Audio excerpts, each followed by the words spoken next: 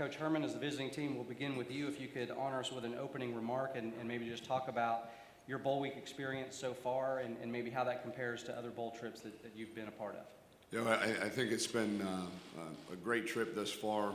Obviously, Chick-fil-A Peach Bowl and Gary and everybody affiliated with the bowl does things first class, and I think it's great for our guys, our players, to experience a bowl of this magnitude. They have not in their, you know, we've got fifth-year seniors that have been to a couple bowl games, but nothing to this magnitude, nothing this, you know, first class. And so it's been neat for them to be able to experience that maybe on their way out. And I think it's been also a motivation for our young players to continue to win. Because when you win a lot of games at the University of Houston, really cool things happen to you. So had a good week of practice. The kids were flying around in the Georgia Dome the last couple days, and but I think, as I'm sure Jimbo will attest, we're all kind of ready to play a game. It's been a long time since we played a game, and we are certainly ready to play the game tomorrow. All right, thanks, Coach. Coach Fisher, your comments on your experience so far this week. It has been a wonderful experience. Like I said, anytime you deal with Gary Stoke and the Chick-fil-A Peach Bowl, Chick-fil-A in general, it's always a first-class experience. Everything I've ever been around, these folks have the players' interest and the participants' interest at heart, and it's truly servicing the folks that are in the game or whatever organization they're around. It's a first-class organization, and it's great. It's a true privilege and honor to be here at the Peach Bowl, and you know, it's kind of special to me because it was my first bowl game as a coach, my first year here. I was able to come to this game, and it was a great experience then too. But it's been very special for our players. The players have loved the city of Atlanta. They loved all the things that they've had for them to do. They're excited. Again, they're excited to play too, I think so. And you know, at the beginning of the week, you have your fun, then you start dwindling it down. But you know, we're ready to, I think, play a great Houston team. I think Houston's done a tremendous job, and we're going to have to definitely play an A game to have success. They have done a tremendous job of recruiting players and getting great athletes. Tom's done an unbelievable job of creating a culture there and getting them ready to play. But the thing I'm excited about for our players, it's our fourth consecutive either New Year's Day, 6 or playoff game or whatever. You know, your goal is always to be in the playoff. If not, it's to be one of the New Year's 6-day games. And our goal when I became the head coach at Florida State was to create a program, not a team. And this is our fourth consecutive game, and our seniors have a chance to be a very special class. We've had a lot of guys go to the league, and I'm very proud of this team for one thing. The last couple of years, we've lost a lot of players to the NFL, and everyone said this year you had a young team, and our kids and our culture, I think, have allowed us to be very successful. We've had a lot of young guys step up. We've had a lot of fourth and fifth year seniors that have really taken on leadership roles they never had to before, and you watch them grow. And it's fun because in our day and age now, it's 3 and done, or how quick can I get to the NFL? And those fourth and fifth year guys make a huge impact in your program when you're able to have them. And just watching some of those guys in our program emerge is really great players, have a chance to go in the league, but just their leadership and the roles in which they had to accept this year, and a lot of guys that no one ever thought would have to take those roles. It's been a fun team to coach. I love being around them. They work hard. Again, I know they're looking forward to playing in the game, but how they represent our university is what I'm extremely proud of, and very proud of what they've established here and as a program at Florida State. All right. Thank you, Coach. All right, we'll go ahead and open it up to questions. Please raise your hand. We'll get a microphone to you. All right, who's going to lead us off? All right, we'll go right here in the second row. Brian Smith, Houston Chronicle. Tom, going into this game, you spoke about the exposure, that you can't buy this type of advertisement. You've had it this week and for this last month, but what could a win do for this program? Jimbo was talking about not just a team, but a program, and you look at Boise State, what it did for them not too long ago, Central Florida against Baylor. I mean, what would a win like this do for the program long term?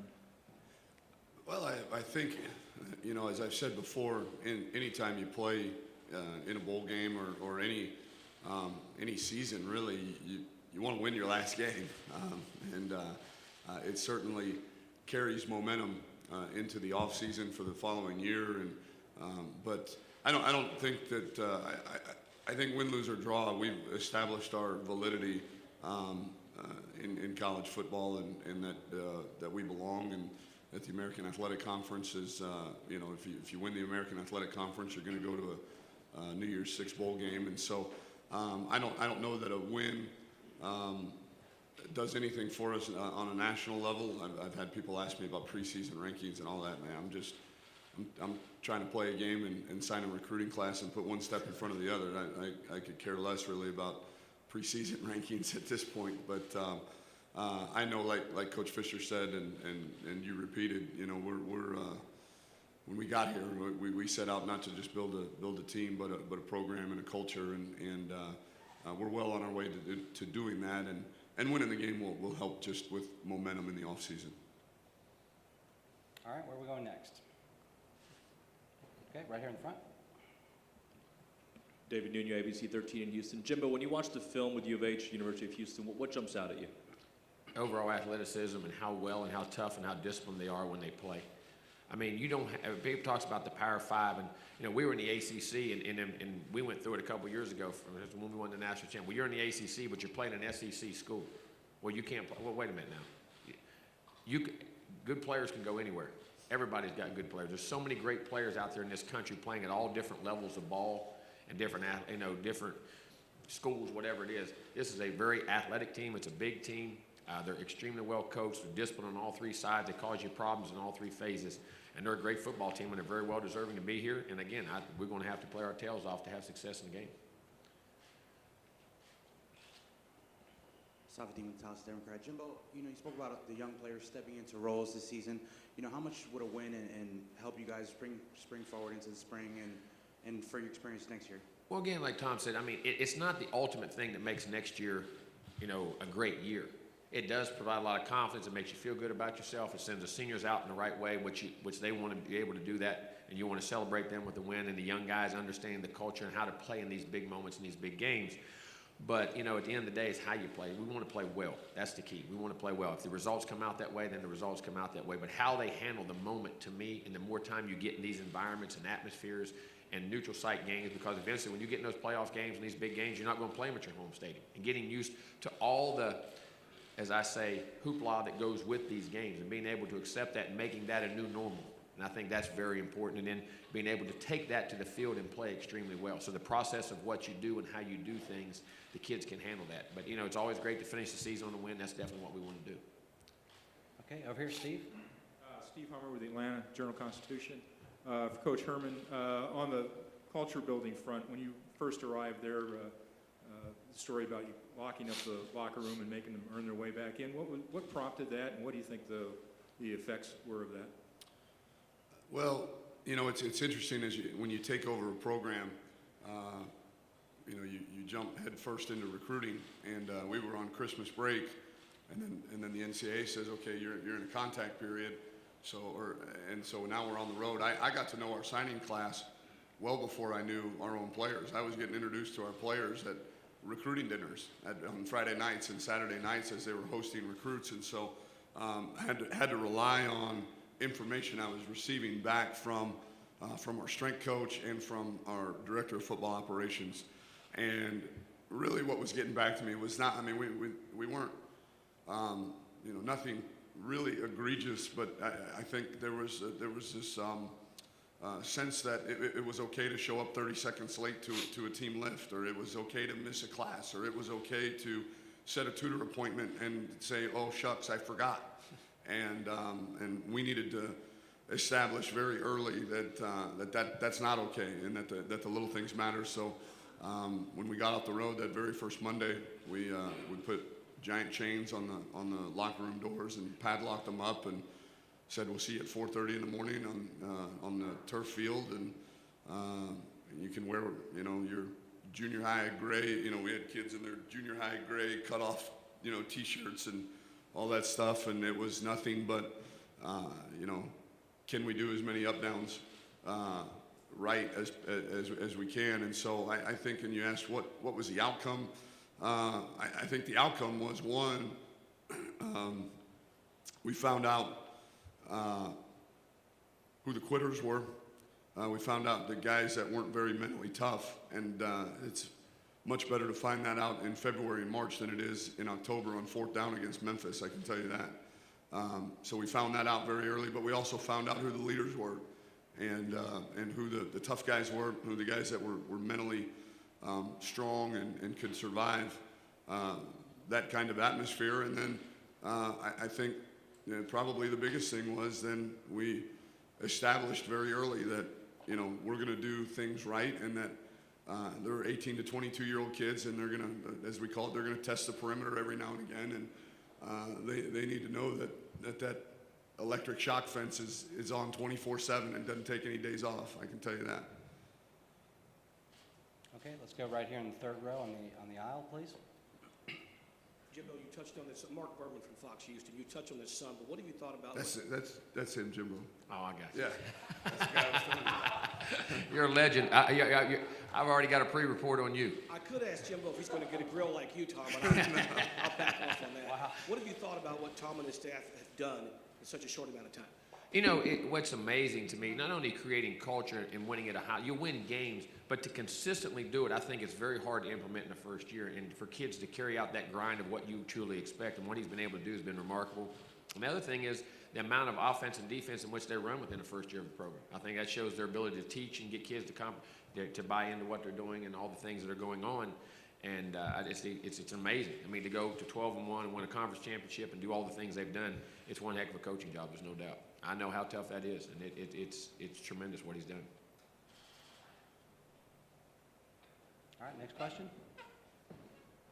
All right, let's go here on the aisle. Brendan Joseph, 6A The Fan. Coach Fisher, Sean McGuire wasn't your quarterback to start the season. He was entrenched in a three-way battle in spring practice. Talk about your confidence in him and how it's grown over the year. Well, I think what Sean has shown is a great deal of maturity, how he handles each situation, and I think it shows his inner confidence in himself. I think, you know, for a guy, because in our world today with instant gratification for kids, as soon as they fail, the first thing they want to do, they want to transfer, they want to go here, they want to go there, they want to blame somebody else. Sean said, "All right, Coach, what do I need to do better? How do I need to fit in the role? What do I have to do for our team?" And I think our team really responds to him because of that and appreciates how committed he is to them. And then he got better at things. He relaxed and was able to make plays and got better and better. Ended up being one heck of a player for us, and I think he's got a great future for us. I mean, it's just a commitment to me of his character and his class. And I think that's, I don't say it's lacking, but it's great to see in young guys today because of the instant gratification syndrome I think we're in now in society in general, not just kids, but in society in general. And it doesn't go your way, I want to go here, I want to go there. I think it's just a great testament to who he is as a human being. Okay, back to here in row 2, please. Brian Smith, Houston Chronicle. Tom, the Louisville game, the Memphis game, it was tight. Memphis, you guys were down 20-21 in the fourth quarter. If you guys get down in this game, how important is the culture that you built all year and containing your emotions in such a big game, you know, to mentally stay in this? You guys have proven it this year, but this will obviously be an entirely different stage against probably the toughest opponent you played this year. Yeah, we trained for that from January, and as part of the you know, kind of culture building process and locking the locker room doors and all that. And I think it was said very eloquently yesterday in the FCA breakfast that when you're faced with challenges, human nature is to react, and reacting is a primal, it's a human nature thing to do, and reacting is really bad because reacting means you shut your mind off and you go back to human nature, and we're all flawed creatures, and the human nature says we're going to panic, or we're going to give up, or we're going to take the easy way out. And so, as was said in the FCA breakfast again yesterday, when faced with challenges, we train our guys how to respond rather than react. And the word respond implies that you're mindful, that there's thoughts involved in that, and that you revert back to the way that you're trained, and you revert back to the reasons that you play and the love that you have, excuse me, for the guy next to you. And so, long story short, I think those games will help us should that situation arise. But I think overall, just the way that we train for the daily and really snap by snap challenges that we're faced every single day and every single game is really more to do with us being able to overcome some of that adversity. Okay, over here on the left. Ira Schofel, warchant.com. Jimbo, listening to Coach Herman talk about changing the culture and what he's done in this first year, does it kind of take you back 6 years to your experience at Florida State? No doubt. I mean, you have to, and you have to put of what you think and how you want your players, like he said, to respond to adversity, to be able to make choices when things at critical moments, and be able to think and process information, and not get emotional on things, and know what's the thing that is right to do. And it's all a process, and it is. And I'm going to tell you, it's a continual process, because as we have faced it now, because of success, sometimes, you say when you fail, you see character. I think when you have success, you reveal a lot of character also. I mean, are you willing to still go do the little things that matter in a program? Or are you willing to allow, well, I've got that, it takes shortcuts? I mean, I think as he'll see in time, as he's having success, there'll be a different set of challenges that come. And I don't think you ever stop teaching culture. I don't think you ever stop teaching, because I think it evolves. I think you're constantly looking for change. People change. Kids change. I mean, I don't think you're coaching the same kids you did 5 to 10 years ago. I mean, the way things are done and the way things happen. But it does take me back, because it's important that you put your stamp, and I say, for lack of a better word, your personality or what you truly believe is important to have success for these kids, and the process that it takes to get to the results, and not get so result-oriented. Don't get caught up in worrying about results, but the process of doing things right every day and creating great habits, because when pressure comes, your habits going to come straight to the surface. And what you train to, you don't win because you want to, you win because you train to. And I think that, and listen to him talk, it is like deja vu, and I think, but it's a continual process, and it's things that I have to continue to do now because of some of the successes we've had. It's still that same culture that you have to teach of why, and remember, and remind these guys why you've been able to have success, but it does, and he's done a tremendous job of it. All right, here in the center back. Allison Posey, WTXL. Jimbo, you've talked about how that 2010 win here kind of propelled this team or propelled this program, but for you as a coach, just what does that do for a coach's confidence to come in and win a big bowl game? Well, again, because it's a environment that is different, that you don't, I mean, you fight, you go on, you go in somebody else's house and play at their field, you go in your own, but to go to neutral site games and handle a week full of events, things, and they can become great things if you know how to handle them, or they can become distractions and clutter, and you can get caught up on those things. And I think when you're building a program that wants to play at the highest levels, those are things that you have to get used to handling and dealing with, and to get your players to understand when it's time to enjoy themselves, when it's time to go to work. And I think compartmentalizing, you know what I'm saying? And I think it's the first time that, this is how I think we should do it. This is how I think it should happen. And all of a sudden, then you have success, and what you've put in place for your kids to have success in your school. When they do that, it just reinforces that you're doing the right things, and it does. It builds your confidence, but it also reinforces that the process part of everything you're doing is right. Okay, right back here. Tim Linnefeld, Seminoles.com. Jimbo, your senior class, especially the fifth-year guys, really the last group that you have that had to buy in and get here before the championships and the winning streaks and all that, how important was it to get them on board and lay that foundation? It was extremely critical, because at the end of the day, coaches can only be with you, and they limit our time so much. That's what's amazing, I think, about what he's done. I mean, the limited amount of hours that he's been able to instill in a year that you only can deal with your players. You can't be with them like you really need to be, especially that first year or two when you're trying to do that. And to getting a certain group of your peer groups, your leadership groups, to buy into what you're doing and reinforce all the things you're saying throughout. Those are the mouthpiece. Those are the guys that really get it done as much as the coaches do, because they're the ones who are with the guys in the moments when they're off the field or at practice and hearing things said or done, or what the guys are thinking when the coach doesn't know, because they're not going to tell you. But when that peer group and that senior leadership group, or I'll say seniors, but sometimes it's juniors, whatever it may be, freshmen. I don't think there's an age limit on leadership. I haven't seen that in the dictionary yet, or there's an age limit. But, getting those guys to buy into what you're doing and reinforcing all the key components, that is extremely critical in getting that in any team. And that's what I think even more amazing about what Tom's done in 1 year. All right, right here, Asher. Asher Rahman, WCTV. For Coach Fisher, Coach, last year, every game you guys went into, you had the targets on your back, being the defending champions. How did a season like that last year help you prepare for a team like Houston that has said all week they have a giant chip on their shoulder with their ranking and coming into this game? Well, I mean, here's at the end of the day.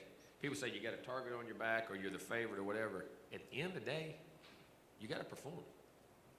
At the end of the day, when you get down to it, well, am I the favorite, am I the underdog, whatever, at the end of the day, you got to perform. And I think that's where I think you have to get your kids to understand, and what we have to understand is it's not about whether you're the favorite, whether you're the underdog, whatever it may be. It's about how are you going to perform that day, because each game that starts, it's zero. If you're the favorite, they don't give you those 7 points or 8 points. I wish they would. They'd put them up on the board if you're the favorite. If you're the underdog, you don't want. But at the end of the day, it's 0-0. It's about performing every day and taking you out. Because think about something. Tell these kids, well, they up or down. You only get 12 of these guaranteed a year. You only get 48 in your career. Why would you not be up to play a game? Why would you not look forward to the opportunity to work so hard year-round to go perform in one of those games? And that's kind of how we look at it. No matter who we play, whether we're the favorite, whether the underdog, this is a chance for you to perform and represent the people who have sacrificed to get you here. You know, he was talking about love is the reason for the fight with your teammates, but also the people that have sacrificed for all these kids, the family member, the mom that worked 2 jobs, the dad that worked 2 jobs, the grandma who raised you, the aunt, the uncle, whoever it may be. It's your job to represent your name and the people who have sacrificed to give you this opportunity for betterment of life to do it. So perform and do your best. And at the end of the day, if you do that, put your head on the pillow and go to sleep. Coach, are you actually unveiling a proposal here to give the higher ranked team an advantage on the scoreboard? No, I'm not.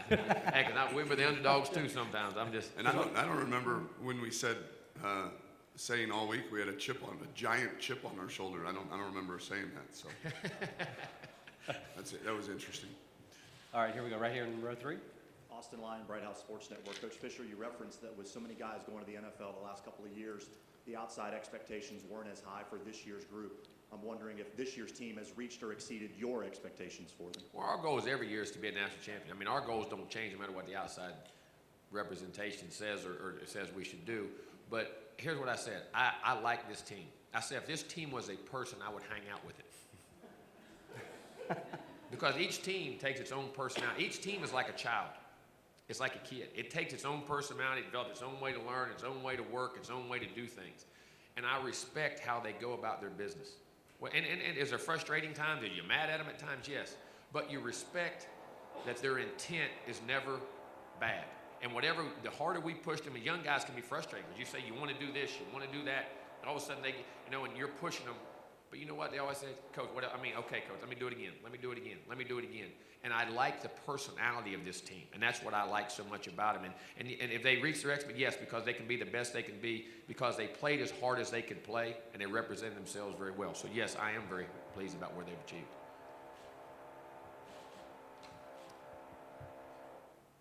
All right, we're going to get to work on that. Let's go.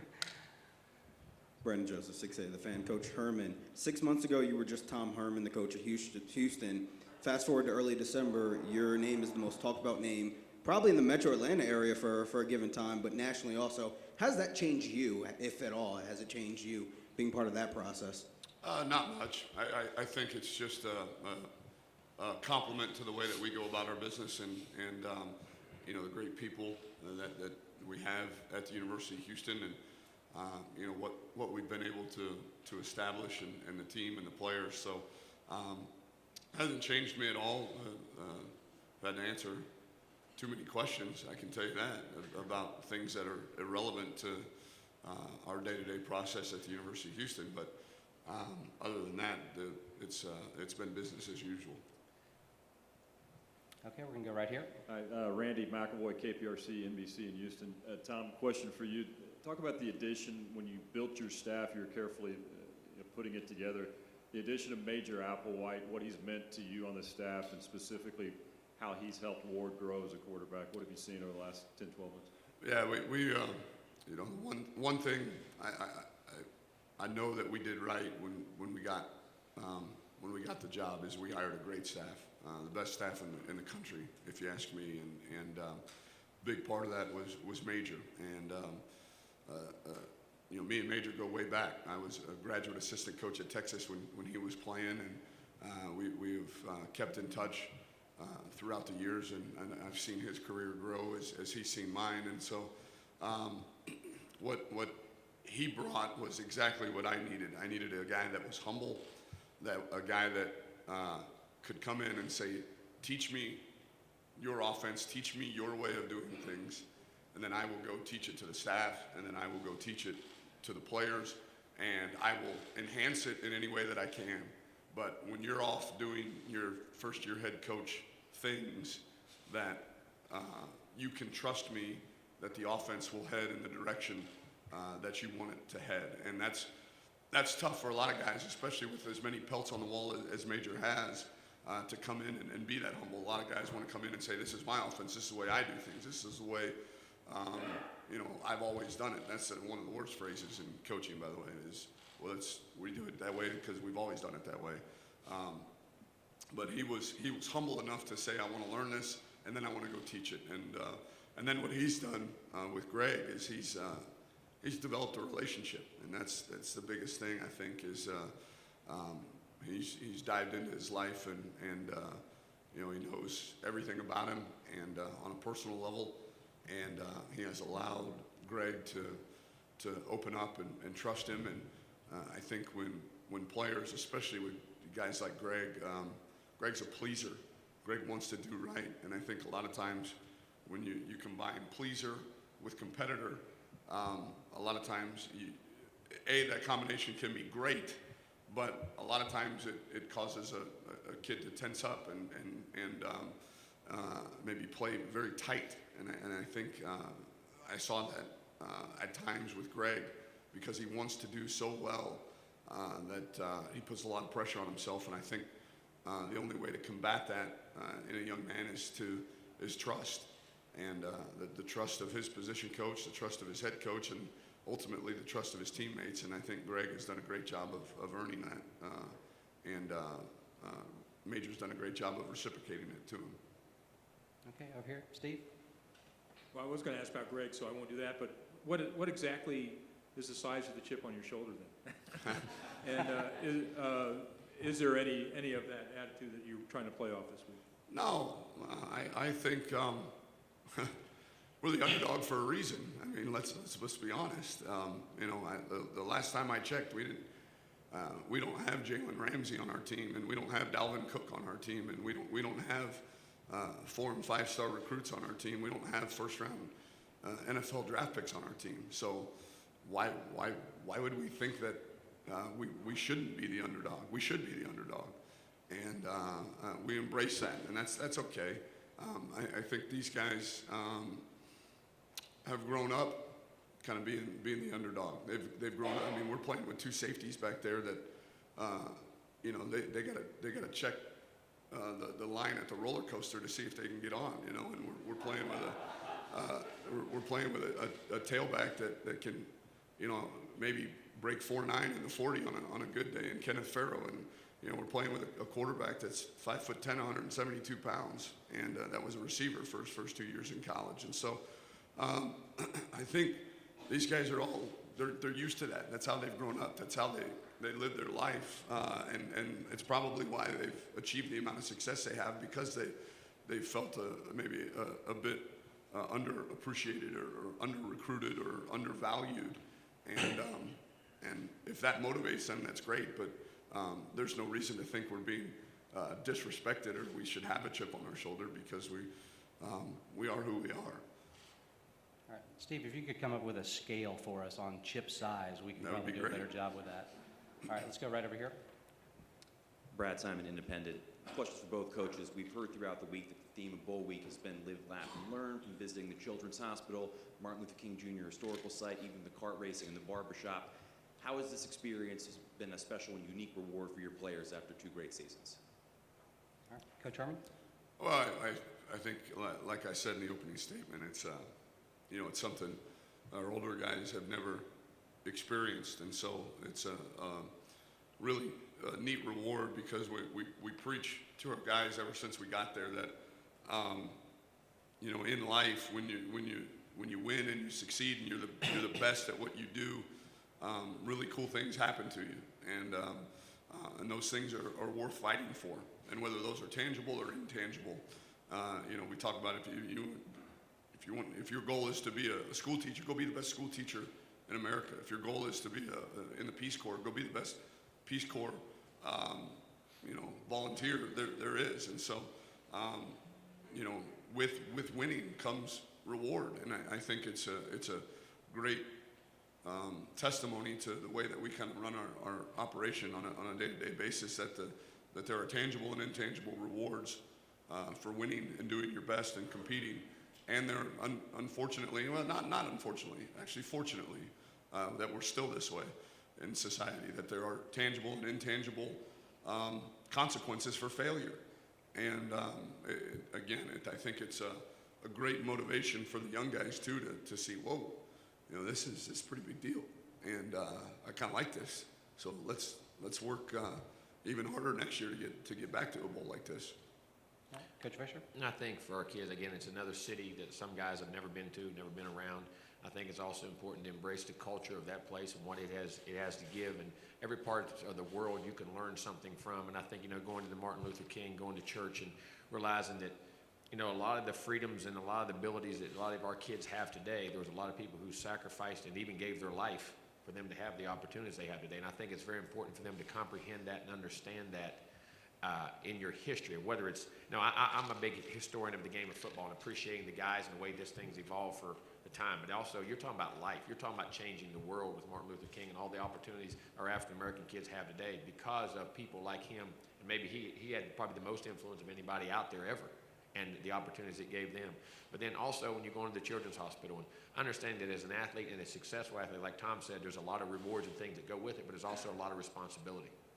That how much you can change people's lives that has nothing to do with what's going on the field, that you give a little bit of your individual time to brighten some young man's day or young lady's day who is suffering or has a life-threatening disease, and just walking in the room. And I think our guys, and when they first went in, I think they were a little bit scared. How do I do this?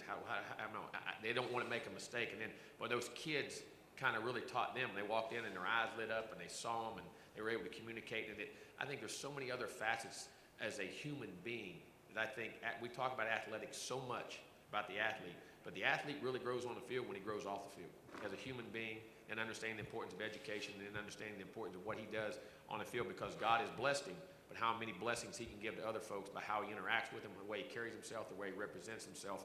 I think that is and the more time you can put our kids in those situations to understand that there's more to this world than ball, and what ball can teach you and what ball can present to other folks as a gift. And I think it was a great experience, and what Gary and the staff have done here to expose our kids to all these different things.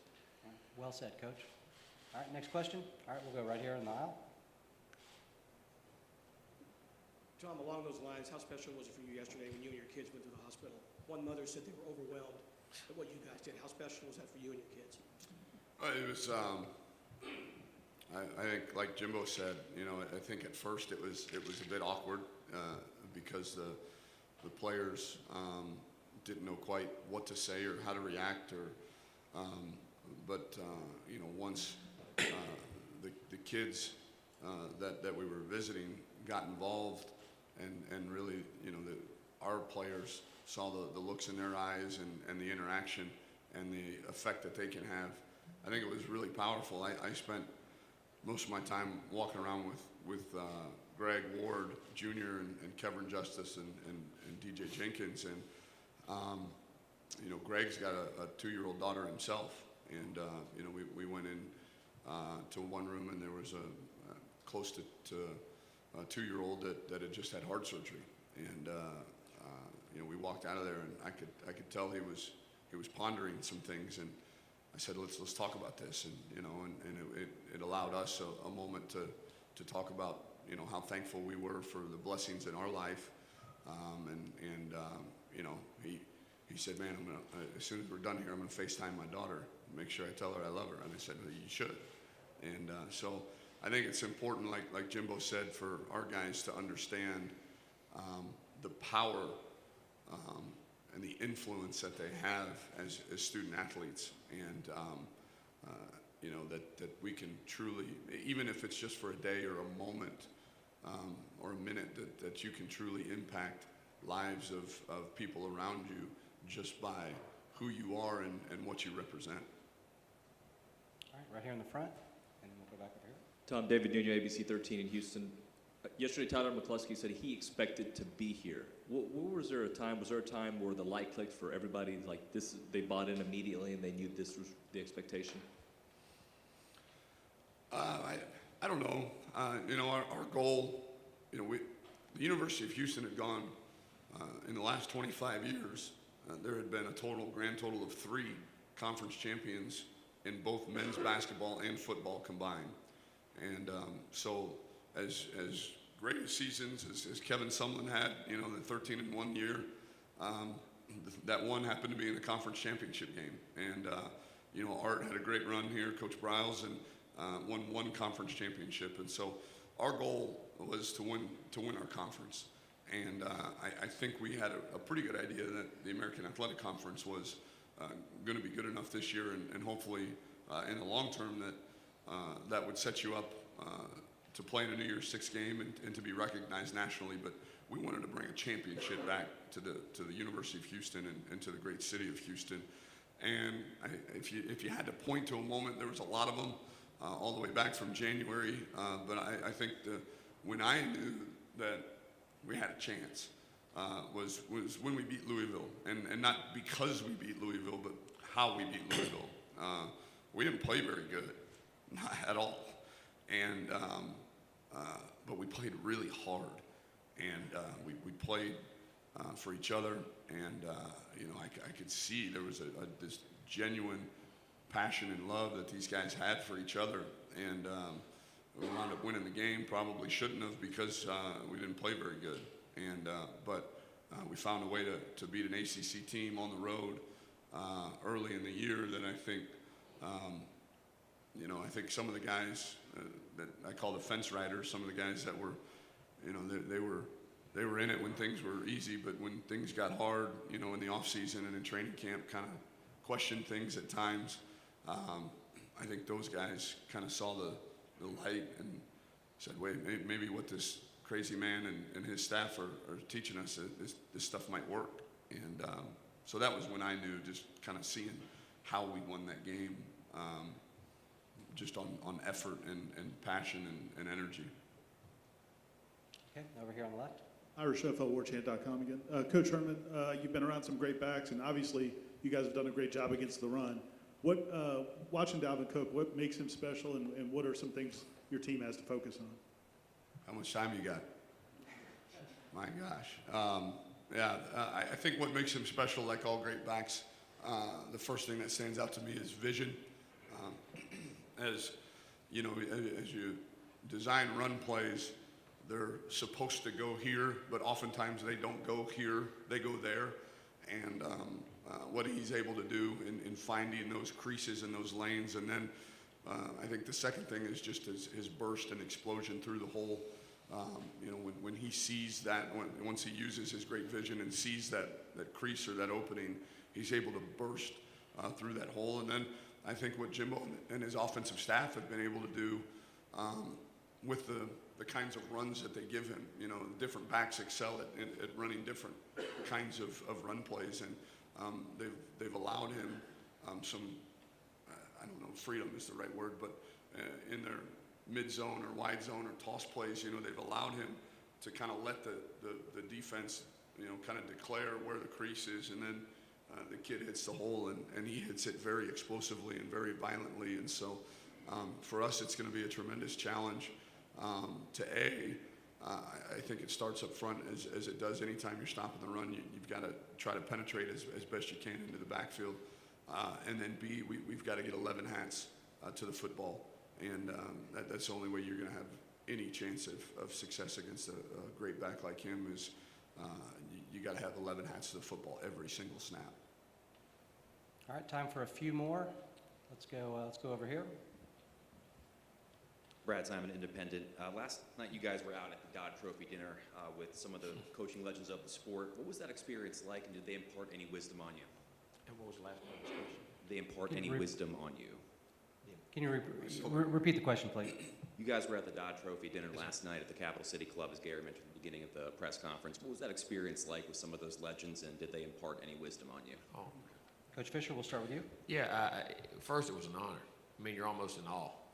I mean, you are. I mean, you look around. You're talking about the number of wins, the championships, but more importantly, what I saw in the room was tremendous men. I mean, when you go back and look at the coaches who have had long-term success, they say, well, this guy's smart, this guy's, you know what, all of them are, they're great people and know how to build relationships and have great passion for the people who work for them and the people they coach and the players they coach. And every one of them, you heard the stories and you heard them talk about the players and the relationships and the recruiting stories. And they wasn't, after you were there for a few years, there was no secret to why they had success. They have great passion for what they do, but they have passion for the people who are involved in that. and the wisdom. I mean, you just sat and heard the stories. All you had to do was you didn't have to talk, just sit and listen.